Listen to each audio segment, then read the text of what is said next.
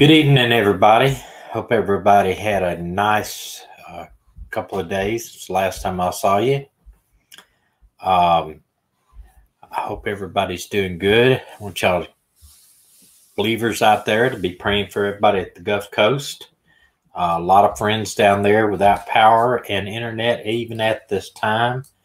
They were not expecting to have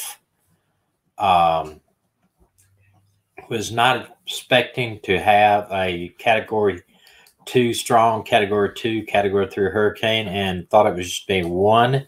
And we've lived down at the Gulf Coast for over 25 years before, and hurricane or 1 or hurricane is not much, and 2 and 3 can be devastating, and it is. Good evening, everybody. I hope everybody's doing good. We are going to talk about a missing person case today that's out of my home state of Alabama. It happened back in September the 8th of 2011. And there are some very disturbing facts about this case that I will discuss with you. But right off the bat, I'm going to play a news clipping. I hope I will not. I'll explain what happened with our Dr. Phil incident Monday night also. But this was made actually 8 years or several years after, because there's hardly any news reports at all on when the disappearance happened. Well, can't hear it. Can you?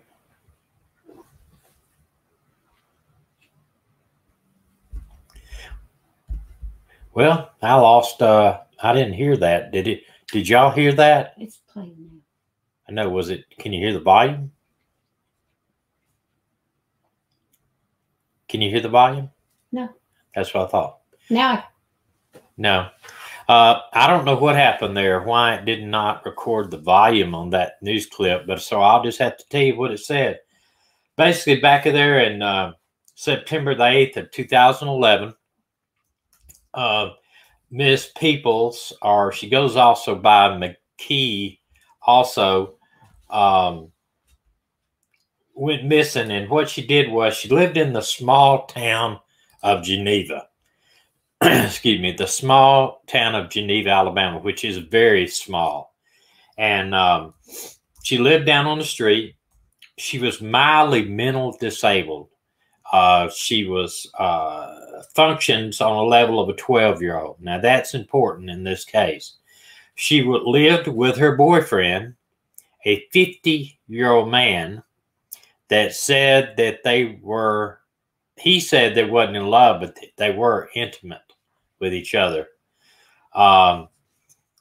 She, a 12 to a 14-year-old is what they said that she actually functioned as. And she lived right down the street from her parents, and that they are just country folk. You know, they lived in it's not a very nice neighborhood, other than the houses wasn't real brick and all manicure lawns. This was a real rural area of Alabama, and they're just basically disabled, had problems, health problems themselves, and they were just country folk. Lived down the road from this guy and her, and apparently they were okay with it. What I read, she called her parents like she normally did and said, "I'll be down at your house in a few minutes." She did not drive. She rode a bicycle. And neighbors, I think, saw her riding a bike towards the house, and basically disappeared off the face of the earth. Haven't heard anything. However, her parents said that they thought that she might have been voluntarily picked up by an older man, because she was mentally challenged, and her boyfriend was in his 50s and always had somebody around the house of adult age, might be in their 40s or 50s, and could have very well enticed her into a vehicle, got her bike in there, and took off. And they even said she could be living in the southern states somewhere. I don't know why she didn't put northern states. In my opinion, she could be living anywhere. and B, you know, just thinking everything's okay because I realize her age. Something about her that she would be easily recognized is she's 6 foot tall, thin, weighs 120 pounds. That's very, very thin. 6 foot, 120 would be almost like a beanpole. But she was wearing a green blouse, white pants, and flip-flops when she was missing. And she is bipolar, so that, you know, without her medicine, there's no telling what she's thinking about. And I don't know if you've been around many bipolar people, but when they take their medicine, they get to feeling better and feeling normal. So they think, I don't need my medicine. So it's an endless, vicious cycle.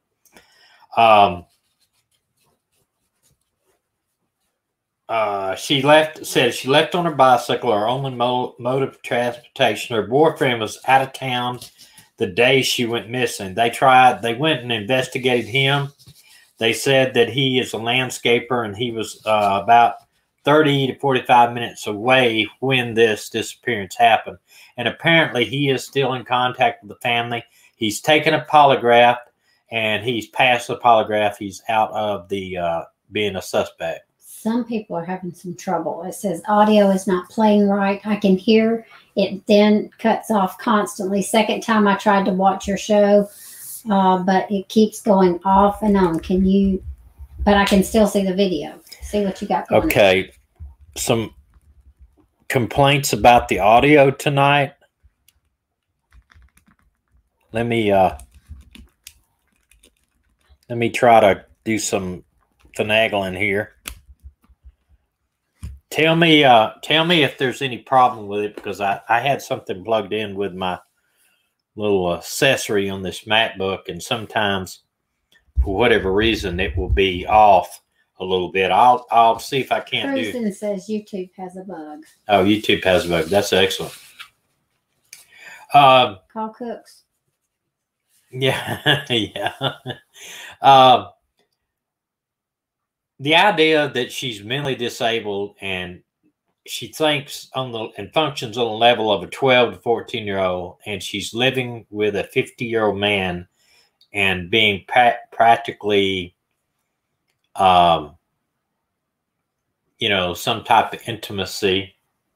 Excuse me, my nose itches. That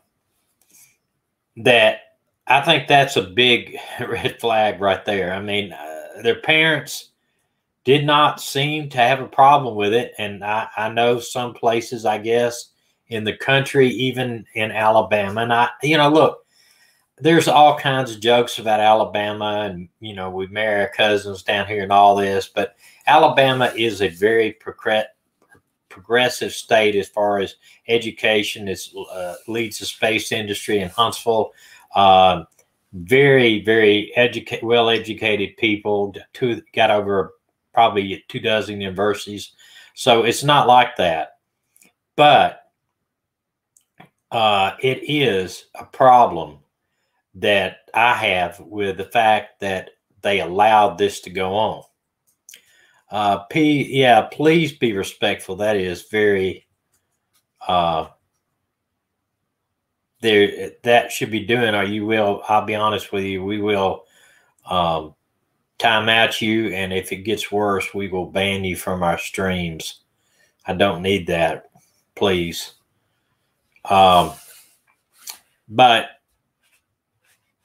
the girl's mentally disabled, and her parents don't have a problem with it. I wish she could hear that, her parents, in this, because they are very upset. They're just plain country folk, and they I think it started to play at one point when you had it up there. Well, let me try this again and see maybe if it does start to play. I didn't hear any volume. That was my problem. Try this about 15 seconds and see if it's going to work.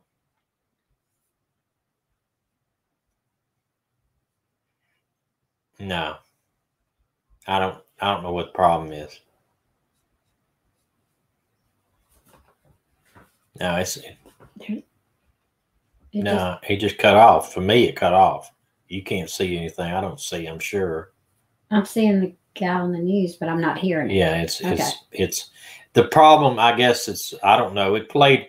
I try to check my whole stream out, all my videos before I go live, and for whatever reason, it did not. It's not playing. Another problem with the software. I'm about ready to change myself. But the fact that apparently there were a lot of men in their 40s that would hang out at this guy's house too, 40s and 50s, and there's no telling really what type of relationship she had with these other guys. How old is she? She's well, at the time for disappearance, she was 19 with the mental functions of a 12 to 14-year-old.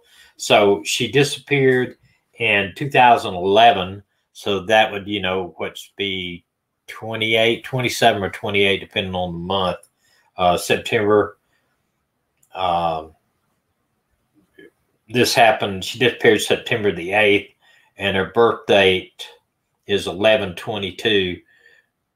I guess she's 28 years old, almost 28, if she was still alive, and which for some reason the sheriff, in some of the interviews that I saw, they think she may be alive, that they would hope she's alive, but just the fact that, she's so easily influenced. And like I said, she would be somebody that you would notice. 6 foot tall, said she might have dyed her hair, 6 foot tall and weighing 120 pounds. This is the FBI's poster. And it does tell just a little bit about what we talked about. She probably changed her looks and everything by now. This is another one that would be, I think, an age progression would be on this one. Special needs case, of course. 6 foot tall, 120 pounds. Wow, that is thin. And this goes on to explain a little bit more in the circumstances here. Tells who to call if you see her. She's got a birthmark on the inside of her leg, just above the knee, and unknown which leg. Says she would tell us what she was wearing. And here, I don't understand this other than the fact that maybe if you see her at these places, but it says she loves pizza, hamburgers, macaroni and cheese. She loves to eat raw onions, carrots, loves candy, especially sour worms, always drinks Coca-Cola and Pepsi. I guess that's for if you were to see her out maybe eating. Loves Lady Alabella. I think that's where I heard music, Lady Alabellum, which is Lady A now. And favorite song is On the Antebellum.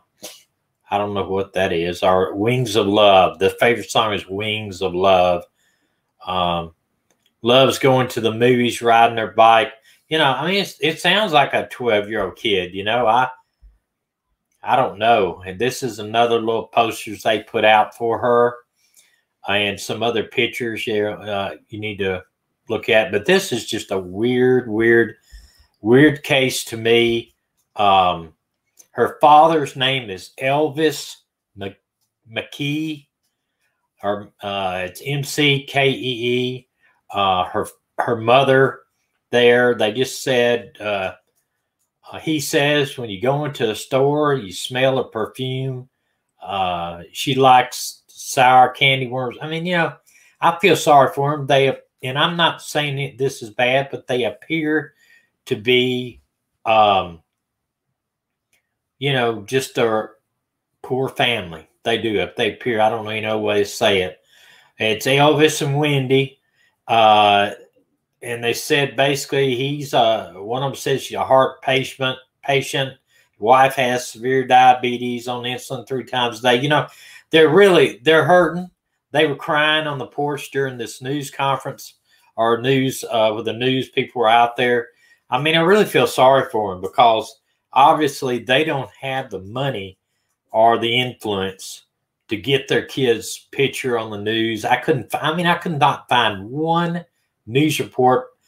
There was a slight news report somebody copied from back in that day, but I couldn't find any other news report about when she went missing.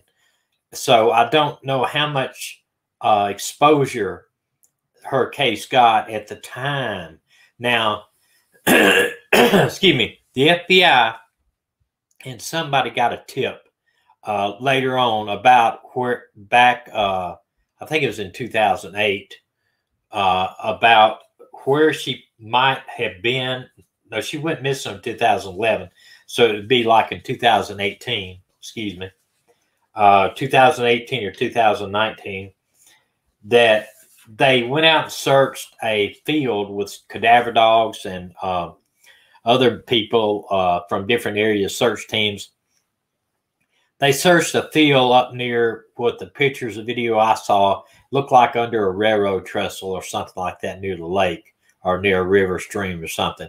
And they didn't turn up anything. So, you know, you do get, at least I know they are pursuing all leads. And the sheriff and the chief of police, they were pretty adamant, you know, that this was not going to turn into a cold case. However, I don't know how it could not, because, and the sheriff had a good, I think it was the sheriff that said, he said, how can you go from talking to your daughter and 45 minutes later, she vanishes off the face of the earth? It's just really, really bad. I don't know if you've gone to Charlie Project, the Charlie Project. It's pretty good. They list a lot of the stuff that you sometimes can't find in the news, but it tells about her mental condition, tells basically about her and any type of birthmarks and stuff about that. But, you know, there's not much to say. I mean, she was going to ride her bike up to her mom and dad's house, and she didn't make it. And I understand here in this report here, let's see if I can bend over and read it. She's considered it at rest. Yeah, I think so. But one thing they said, that her house where she was living, every time, she was a creature of habit. And that, I think that goes along with her mental state. You know, they said that she always locked the door, shut the door, turned the TV off when she left the house. And they thought it was funny, though, that the door was open and the TV was on. But, you know, so what might have happened was somebody may have pulled up just as she was leaving and basically said, hey, come on back in the house a minute. Let's talk about it or whatever. And then it, for whatever reason, it got ugly. And this is a little bit more, and this where it talks about it's possible that she may have been with an adult male over the age of 50 who takes advantage of her vulnerability.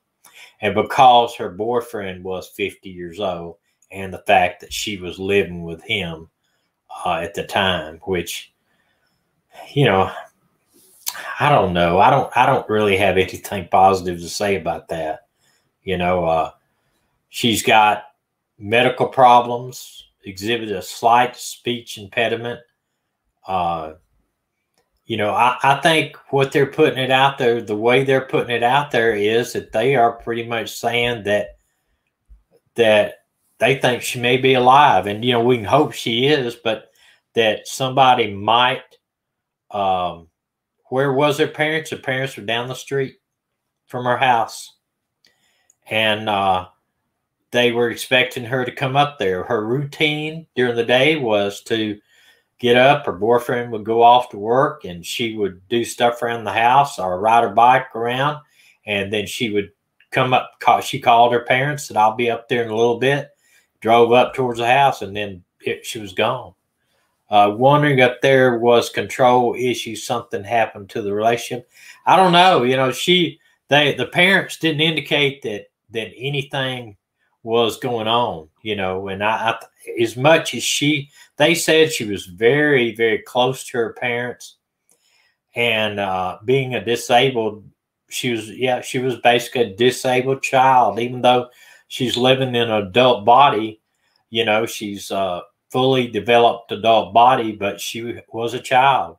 And, you know, when a 50-year-old man takes advantage of that, there's no other way to say it. He took advantage of her by having this relationship with her, him 50 and she's the mental ability of a 12 to 14-year-old.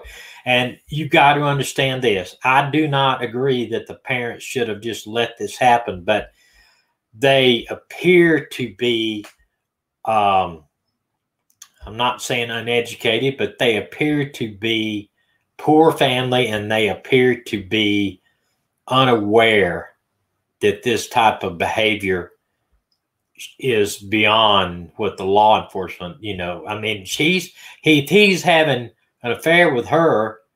He is guilty of rape, because the Alabama Criminal Code says if they, even though their age can be older, if they have the mental deficiency of someone under the age of 15, basically it's rape. But I don't know.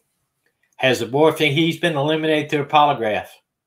Now, was it some of his friends? I don't know. I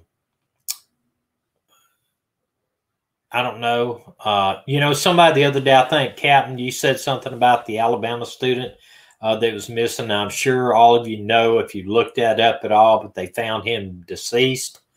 The young, he's a young black male, Alabama State student. He was found dead. I don't know any of the, I don't know if they've ruled it a homicide or what yet. I just saw that he was deceased. But we don't know. I don't know how long this relationship was going on, but I do know that they were living together and the parents were okay with it, which is a problem for me. But we don't know. We don't know what type of educational background they have or whatever. Why do they believe, somebody said, why did they believe that she's alive and well? Well, they don't know.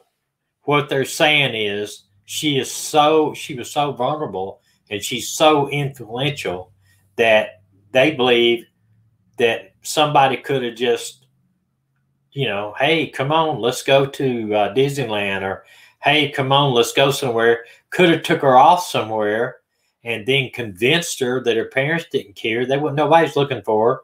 And basically she could have been a, you know, thought that she was a, you know, using her basically as a slave. Read what Sandy said. You know, where is it? It says, this case is local to me. Lots of opinions and speculations around town about this. I think money had a lot to do with the living situation and parents. Okay, Sandy. Yeah, Sandy, I thought she said Cindy. I'll put this up there. Well, Sandy, yeah, I think you're right. Absolutely. And it's like I was telling, it's something I was telling too. Don't just think because it's Alabama that this is the way it is in Alabama. This is not how it is in Alabama. This is not okay for me, and it's not okay for thousands of other people.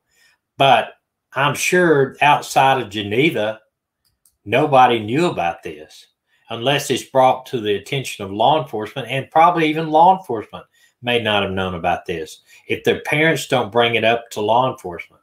You know, so it is not okay that a 50-year-old man is taking advantage of a. Wait a minute. It says the boyfriend's boss and coworkers who discovered her missing both refused a polygraph. Oh, yeah. You know, here's the thing. What I heard, they just, it was a joint between her parents. She didn't show up at 45 minutes. After a few hours, she didn't show up.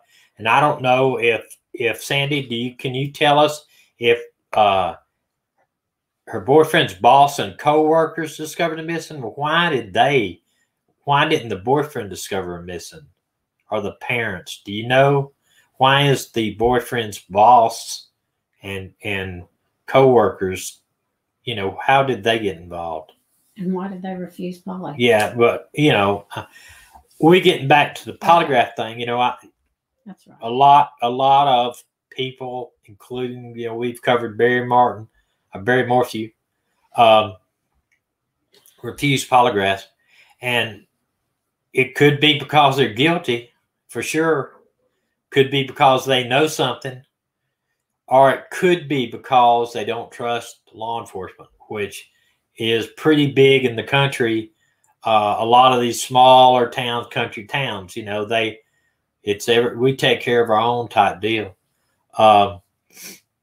Sandy, do you know why the boyfriends were the one that refused the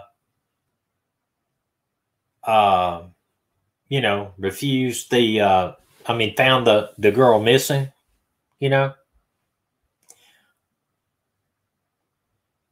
Yeah, Captain, I agree that case managers for CPS, Social Security Service, you know, all those payments of monthly type things. Yeah, somebody should have found this out and reported it to the county, the sheriff, if nothing else. You would think that, I mean, she is disabled. She's got on, I'm sure, a full disability with SSI and all this other stuff. So it's just something, there's a breakdown of communication between law enforcement and seeing what's going on.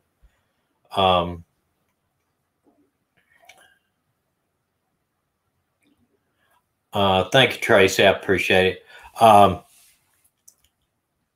Parents should have, yeah, you're right. But you got to understand, and I think I think most people don't understand. I don't, as a sitting back here, I don't, but I had been in these type of towns before. I've actually lived out in the country, away from any city we were 45 minutes away from any large city, but we lived near a smaller city. And, you know, same mayor for 25 years, same city council for 25 years.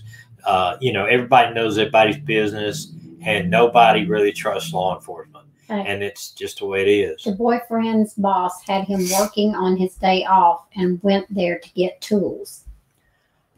Okay. So that's why the boyfriend discovered her missing, I guess. I mean, the boss discovered her missing. You know, I don't know. There's a lot of stuff that, you know, as people that care about kids and care about what's going on in America and how kids are taken care of and abused and everything, we can see some serious problems with this type of relationship. I mean, just the fact that, look, if somebody was 13 to 14 or 12 to 14 years old and had all her mental faculties, this would be a huge red flag to me that this is not good.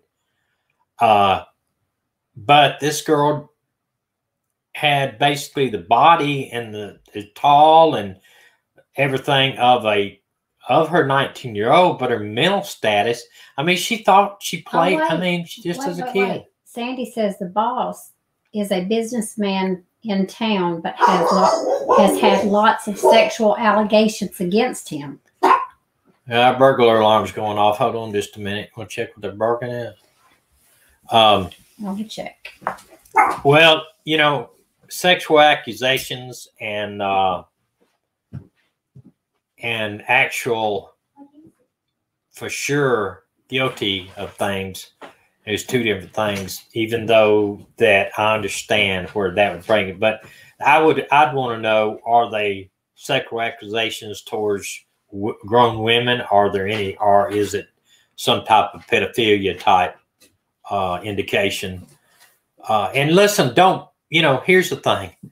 We can't blame the sheriff and we can't blame the police chief. That's not what I'm doing. But I say somewhere between them, her and her relationship with this 50-year-old and the sheriff and the police are where there's a gap right there, because working as a police officer, and we have retired and active law enforcement officers on this channel, they would tell you unless somebody calls and says, hey, you got this problem out here, or if social services don't call and say, hey, we got a problem out here, we got this going on, or the parents don't, sometimes the local law enforcement will not even know anything about it.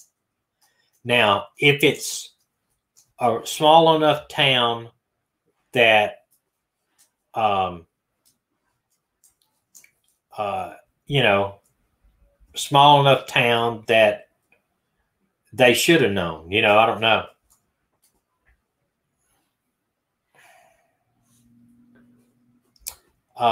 Maybe. Says maybe he went there and tried something. She said, we don't. First off, we don't know. Let's go back to reporting, though. You know, a lot of us, everybody here, you know, as a neighbor, you see something going on down the road, you don't have to tell the police. We're not required by law to call in something if we think it's wrong. If it's a police officer or anybody else, like a social worker, they have a duty to report. It's state law. They have to. But there's not a duty to report. I mean, if I saw something in my neighbor that I thought that was not right, I'm going to call in. But it's not required by law that you do. And then, you know, it's the weird thing is we have laws in this country, I know in Alabama and southern states that I know of, that if you see a bad wreck on the side of the road, you don't even have to stop. You don't have to help them or anything. You're protected under the law and the Good Samaritan Act that you won't get sued for trying to help, but you're not required to. Even doctors are not required to, in some cases, to stop and help. So, you know, you cannot force the neighbor that lives in this type of community, a tight-knit community, to call, even though apparently it was well known in the neighborhood. They're not mandated. You're right. Mandated, Cat Mac, you're exactly right. Mandated reporting for nurses, cops, teachers, preachers, social workers, etc. But you know, a lot of times when you live in a neighborhood like this, I'm not saying, I don't mean this ugly, okay? But it was lower class neighborhood, poor neighborhood. You're not, and if it doesn't matter if you're black or white, you go out there, you can't get nobody to tell you anything. You know, what's going on here, can't know.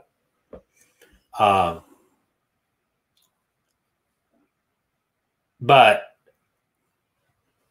you know, like you go out to, I know we've went out shooting calls in neighborhoods, black or white. What happened? I don't know. You didn't hear any gunshots? No, I didn't hear nothing. I mean, you can't help but hear gunshots. It's like 15 gunshots. But that's just the way it is. And sometimes they do it out of fear, or they do it out of, you know, they're afraid their neighbors are going to come down and burn their house down at night or something. Yeah, she was bipolar. Law enforcement says it's a vulnerable adult. You're right.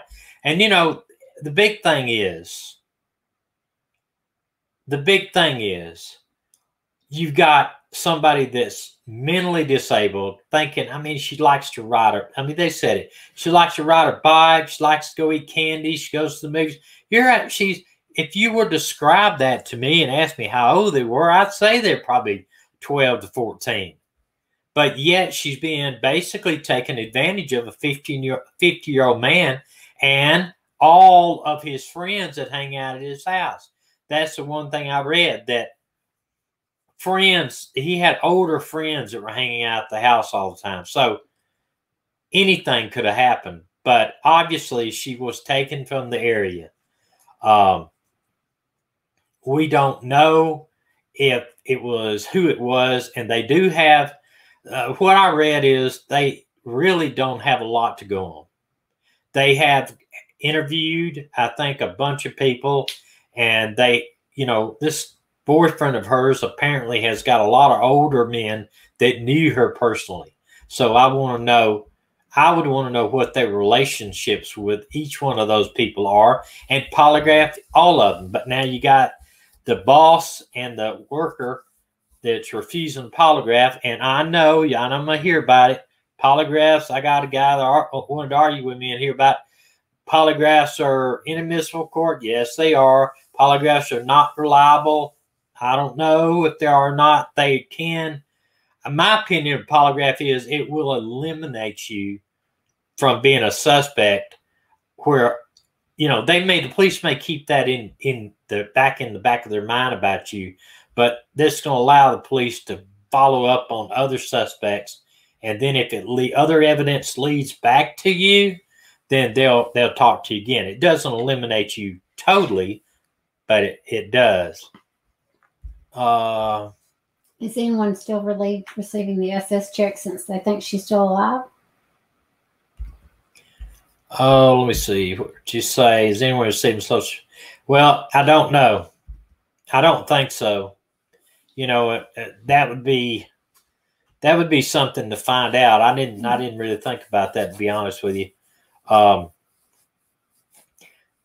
You know, I wouldn't think her boyfriend would be eligible for sure. Her parents may be eligible, but they have got to understand that if she was found dead and it would be turned up that she died 5 years ago, they would have to pay that money back, which from looking at the type of house they were in and the type of just seeing them talk, I don't believe that would be possible. Truth teller, what were you talking about there? I didn't see that. Another woman with Martina Lopez has autism, and she's missing. Okay. You know, yeah, it is a trail for the cops to follow for the SSI to find out who is receiving that. And here's my question about that, and I really don't know. Maybe you can help me. Somebody can help me. If she has had the mental ability of a 12 to 14-year-old, did the parents get the SSI check, or did she? Even though she is living with her boyfriend. See, that in itself, I just have a super bad problem with that. But the main thing is, I think, you know, what they said in the one press release I got it said she could be in any southern state. Now, I don't know why they only said southern state, but that they honestly believe that there's a high probability she's alive, that she's been coerced. Yeah, the parents think she's alive. They think she's been coerced and to stay somewhere and be vulnerable. And yeah, you know, I don't think she would still be receiving her checks because SSI would have to know where to send that check. And when they they checked her name's in the FBI computer, it would pop up, I'm sure. So I don't know. Miss Cynthia said, would you update those of us who came in late? Coming in late. Okay. You want to tell you what we're talking about? We're talking about a girl that disappeared in Geneva, Alabama. It's a very small town in Alabama. She disappeared in September 8th of 2011.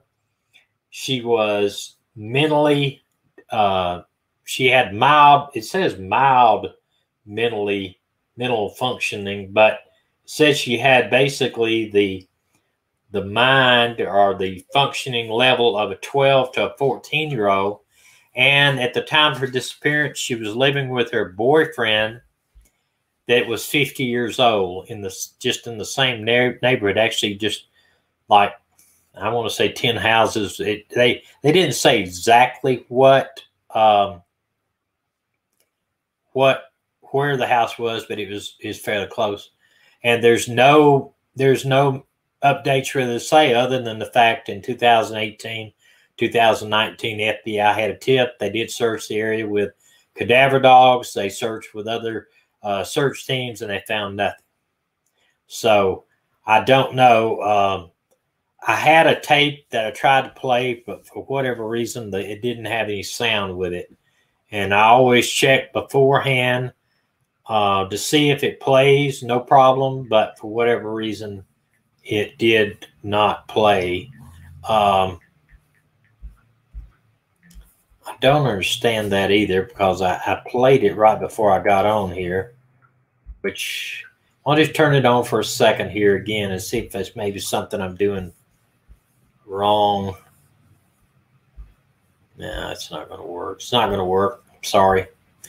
I don't know what the problem is with it, but it is not playing. Kat asked, what's the latest update on this case? This case hasn't, other than the fact, like I said, the search for the FBI in 2018, I think it was, or 2019, they have no updates on it at all. I tried to find out. Truth Teller says anyone with a mental disability usually has a payee. I agree. That's probably her parents, though, I would think. Says here, parents probably had control till she's 18, and then 50-year-old guy took over. It could be, very well could be. But I tried to find an update on this thing, and there's nothing that I can find, other than they are just, they're wanting people to look out for her. The fact that she is 6 foot tall and 120 pounds, that would be pretty recognizable. She could have any color hair, her parents said in a written interview. And somebody asked what was the results of the merchandise poll. It was about 60-40 but with this channel, I can't sell merchandise to YouTube until I have 10,000 subscribers. It was just kind of something I was looking at in the future. Sandy, I'm gonna put you up here. I was in a group that provided money, food, presents to her family around Christmas. Met them all in person. As soon as handouts quit coming in, they asked for more and got upset, then quit. Wow. Wow. Well, I got the impression that the parents were uneducated, and that doesn't mean in a bad way, just not, I guess, I don't know how to say this. They were not someone that would be open to criticize that relationship that her daughter had with this guy. And, it doesn't, that in no way makes it right on what this idiot was doing. I'm a total disagreeing with that, and I think everybody in here would be the same. No, the boyfriend is not gone. The way I understand it, he is still friends with the family. Sandy, do you know if the sheriff's department or the city police department has done anything in the last year or sent any updates locally? I have not been able to find anything online. I tried everything, and we are in the same state, not in the same area of the state as Geneva, and I couldn't find anything at all.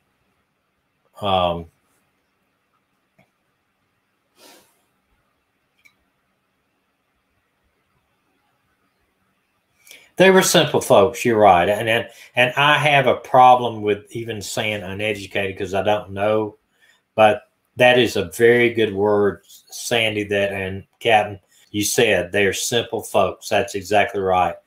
They appear to live in a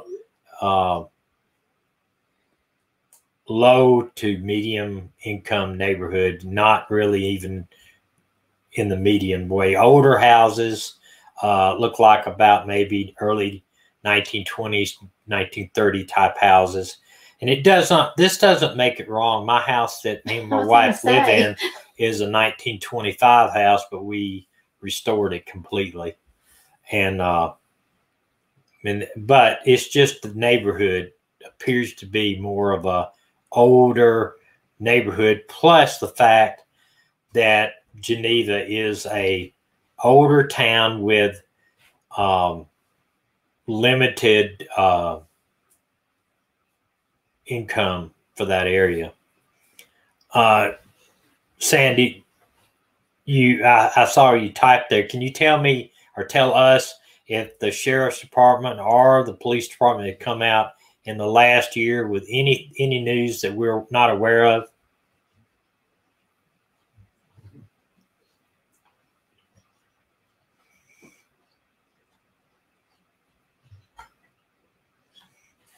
I don't. Maybe you'll catch up to where I'm at and tell me that. I don't know. I haven't seen you comment on it yet.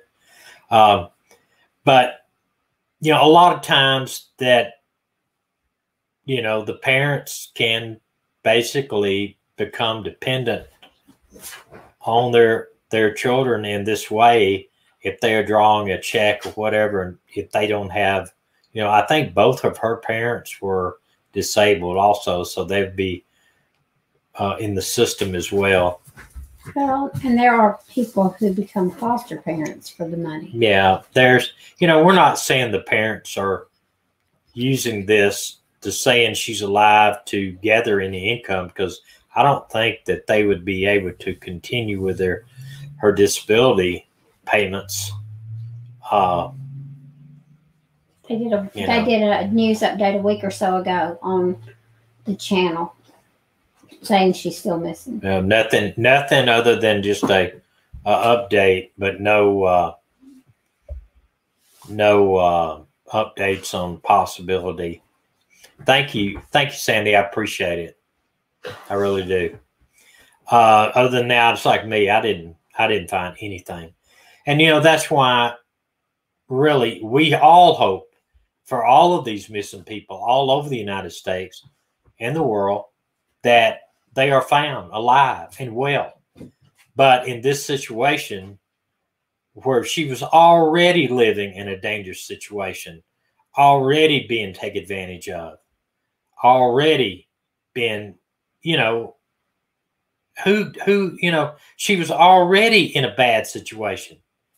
So, maybe their parents are just hoping, they were crying on the interview I saw. They're just hoping she's alive.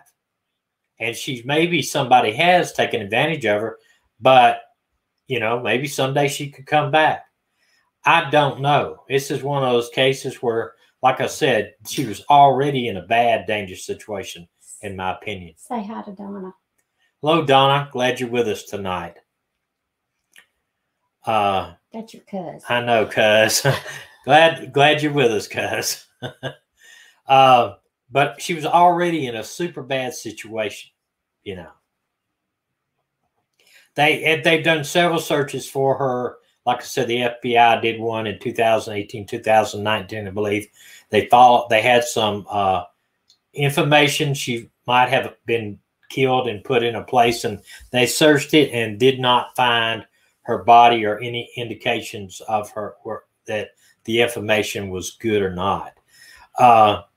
But this is a situation you always hope for the best, but the information is just not there. And until they got 2 other kids. Wow. Okay. I did not read that where they had any more family members. Okay. But what I'm saying about this is that she could be influenced by an older man, and a 50-year-old man being involved in this situation and having other men around his house. We don't know what type of things she was exposed to, not at all.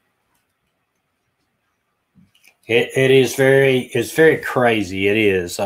You hope as somebody with a disability, especially a disability that places a functionality in a 12 to 14-year-old, would be protected, would be protected. But they were not.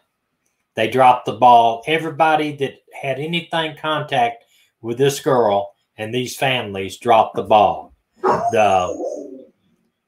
Her parents dropped the ball. Any social workers that saw her, anybody that had contact with that family dropped the ball in this case. And I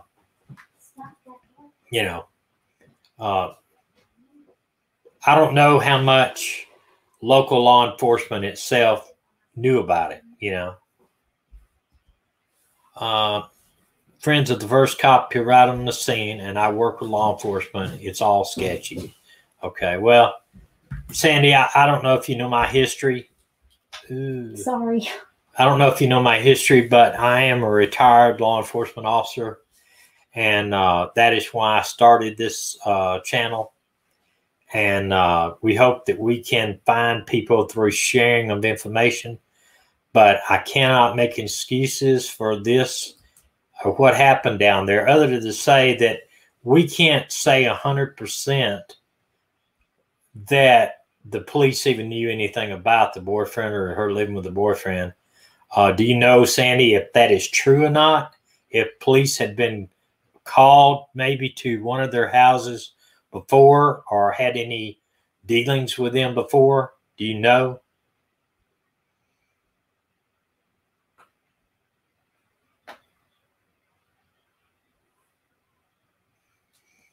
If you can help us out, Sandy, I appreciate it.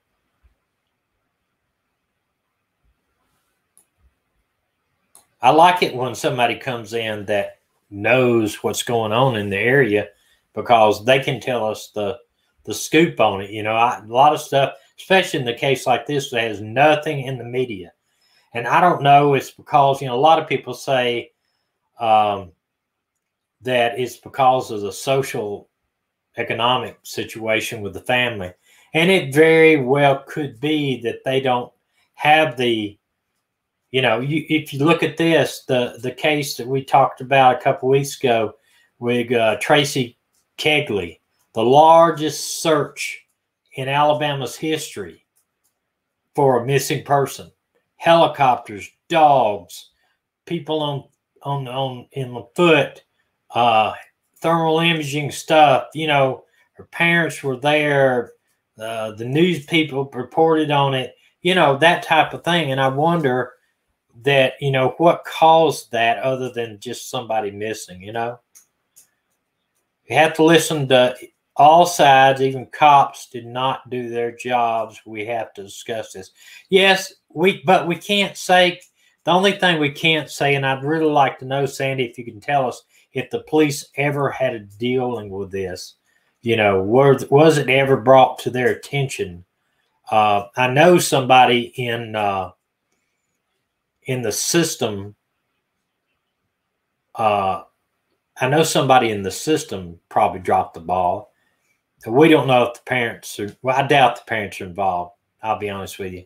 I don't think that first off, the parents have no advantage of being involved, because she was getting an SSI check and they may have been, yeah,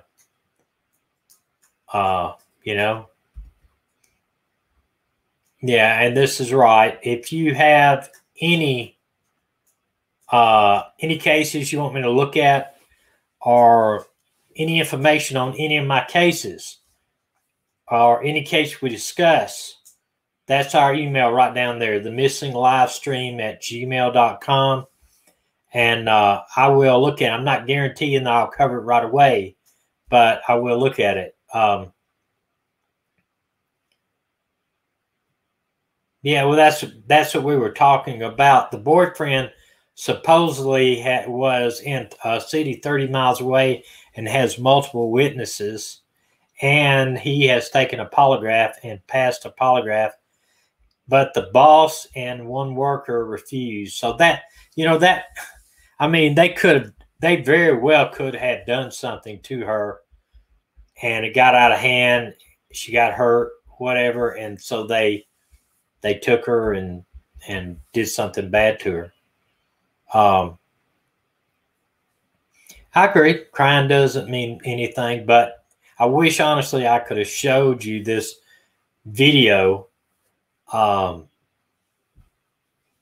could tell these people are hurting. How did the boss know by going to the house and looking for tools that she was missing?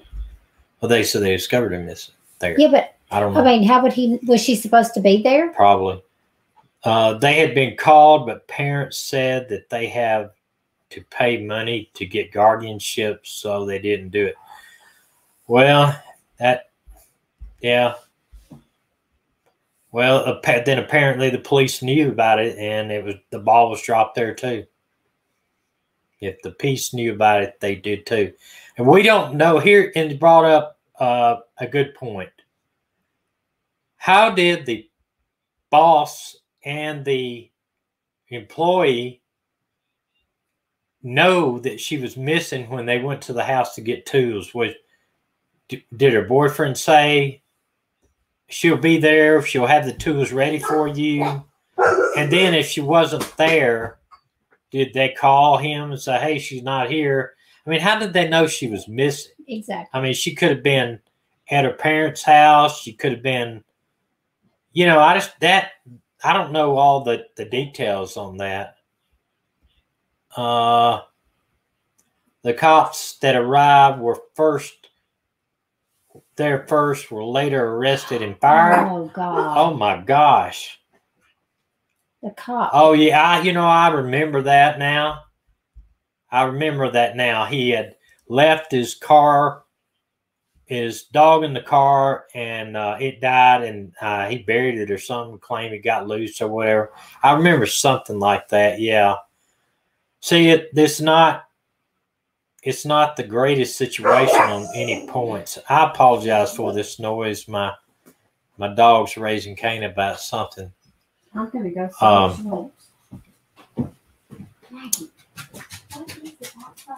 I don't understand that.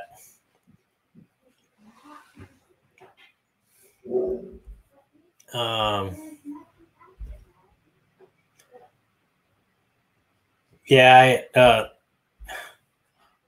that don't make no sense. You know, the police department spend $10,000 sometimes or more on a dog, and then something happens. They do that. Now they even got safety measures. Most departments have got fans mounted on the outside of their grates, the back window where the dogs are. And when temperature gets up to a certain amount, the fans come on, and if their air condition ever fails, their horn and their sirens start going, so the police officers know that to come out there and do something about it. But yeah, a K-9 is an officer of the law in Alabama. You can actually go to prison for killing a police K-9.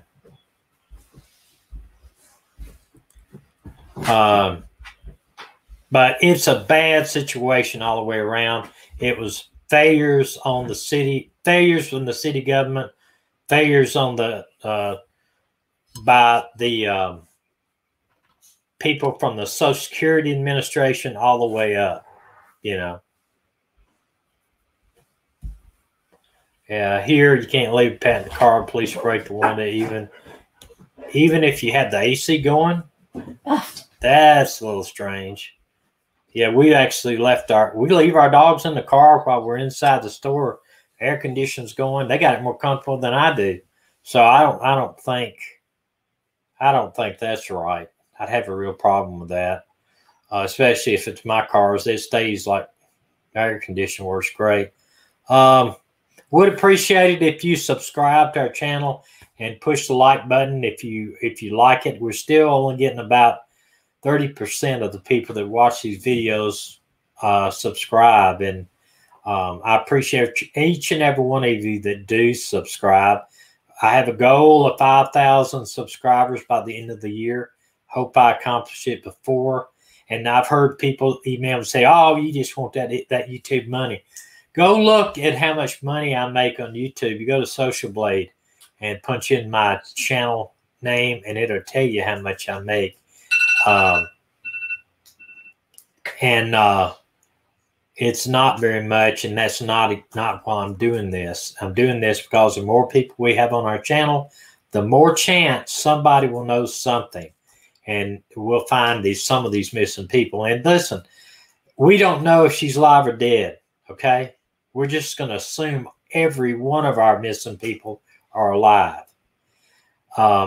Another thing, if you send me an email wanting me to look at a case, I'm currently not looking into active cases where the bodies have been found or somebody's been arrested, because you can really mess up a criminal case by getting the wrong information out there, and I don't want to do it. The only one we're actually looking at pretty hard is the Suzanne Morphew case, because we all have our own suspects in that case, and we believe it will be an arrest.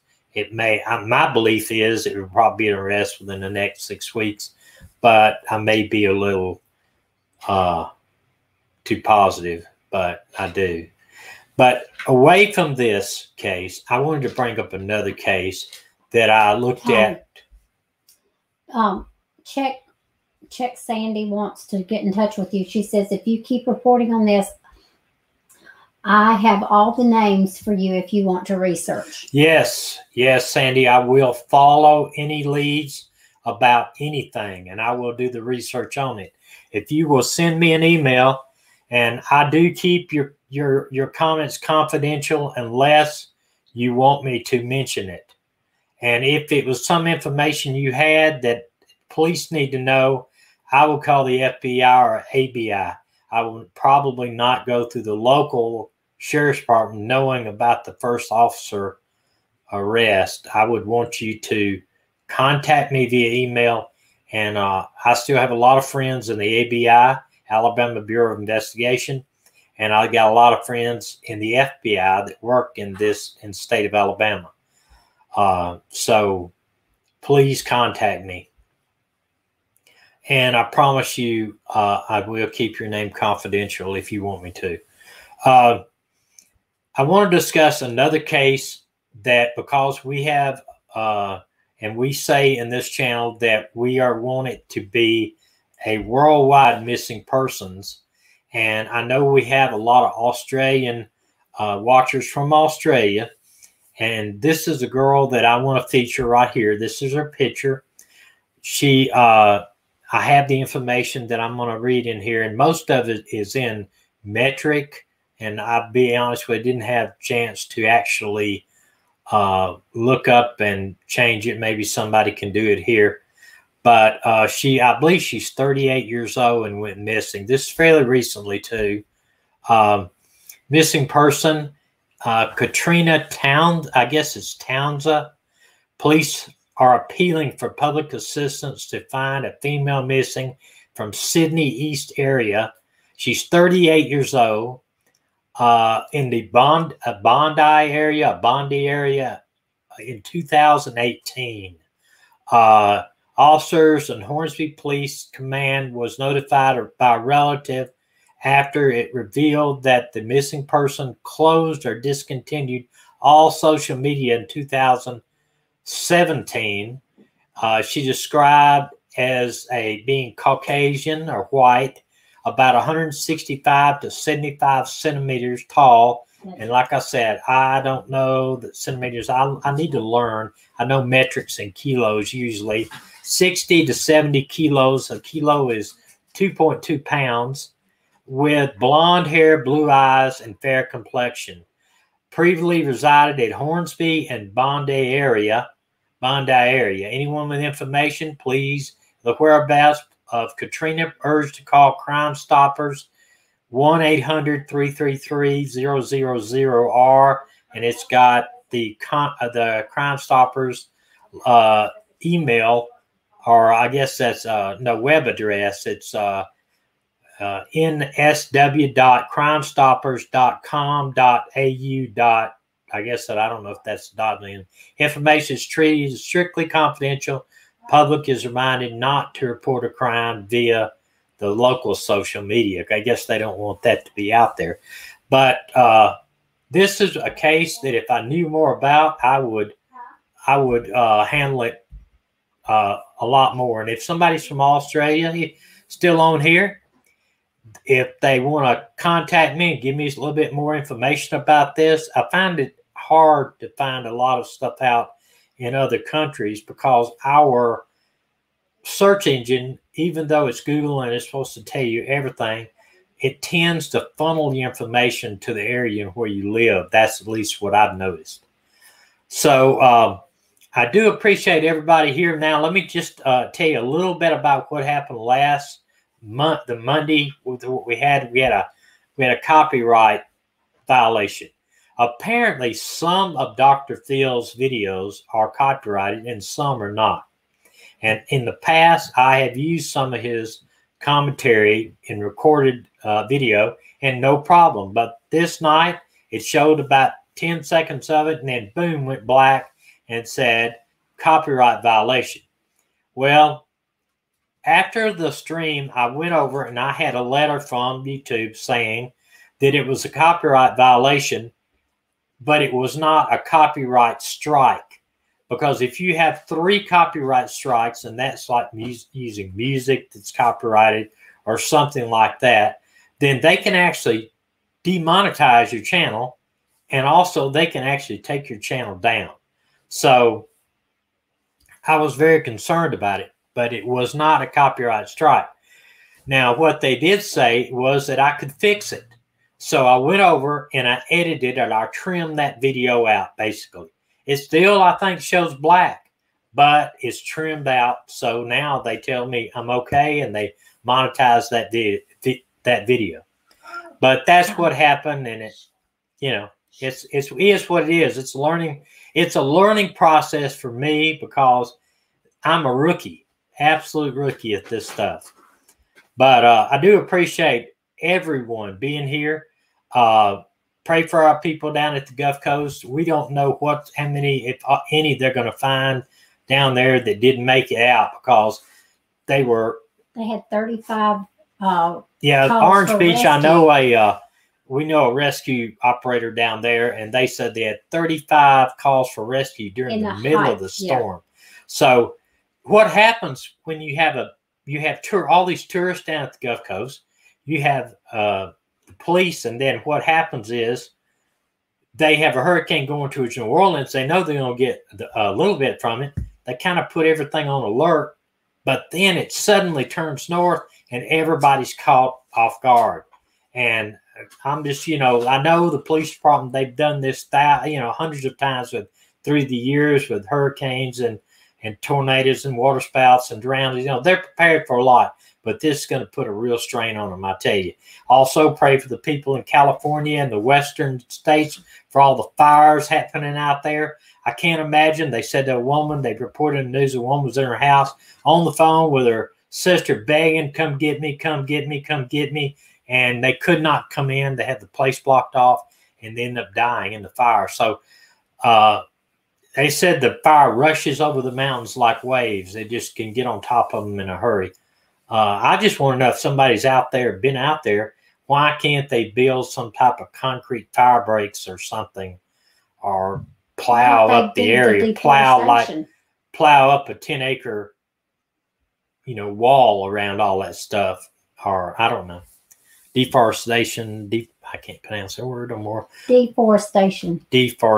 Yeah, they do that sort of thing. But we can armchair quarterback, but let's don't do that. Let's just pray that we have people escape that and they get everything under control. And stay safe from COVID.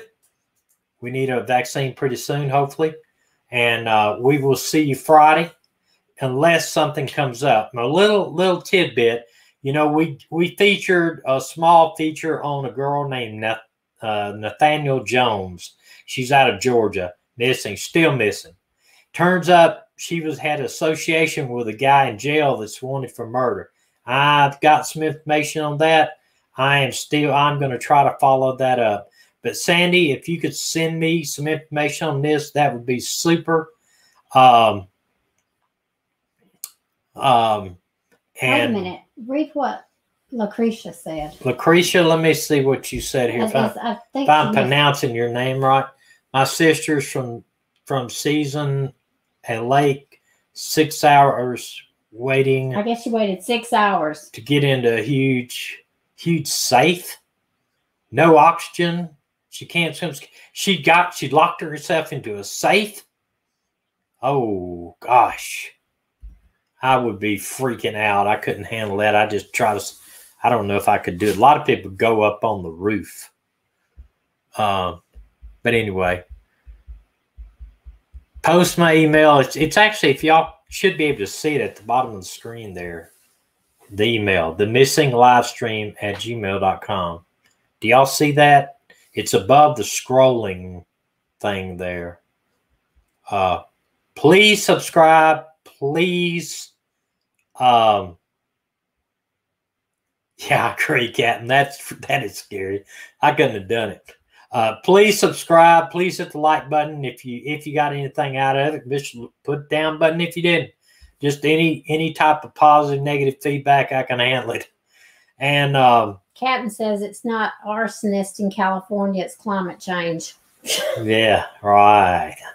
But anyway, look, we're gonna not get into that tonight. But good night, everybody. I'm gonna play an outro here that I finally got back, and YouTube put their little thing of what they do on it after it processes.